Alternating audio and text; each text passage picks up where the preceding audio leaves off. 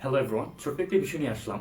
আমরা সবাই কি দেন এবং দেনের পার্থক্য জানি? দেন এবং দেন একই শুনে হচ্ছে, তাই না? বাট স্পেলিং তফাৎ আছে। একটা হচ্ছে THAN আর একটা হচ্ছে THEN।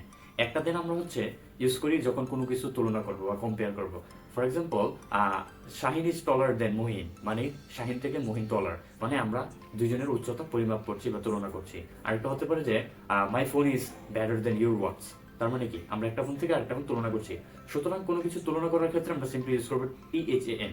আর THEN-টা কখন আমরা ইউজ করব? THEN হচ্ছে যখন সময়ের ক্ষেত্রে আমরা একটা সিকোয়েন্স বা একটা অর্ডার মেনটেন করতে গিয়ে দেনটা ইউজ করি, তখন হচ্ছে THEN। Like, I get up early in the morning, then I brush my teeth and fresh myself, then I take my breakfast, then I go to my college. মানে then যদিও একটা simple জিনিস, but এটা নিয়ে আমরা প্যাচ লাগাই যখন আমরা রাইটিং এর ক্ষেত্রে যাই। অথচ বাট আমরা কথা বলার সময় আমরা ডিফারেন্টটা ধরতেই পারি না। বাট এটা লাগে, এটা যখন আমরা লিখতে যাব রাইটিং টাস্কের ক্ষেত্রে এটা মোস্ট অফ দ্য পিপল ভুল করে। তাই আমি ভাবলাম যে এটা শেয়ার করা উচিত। So be careful.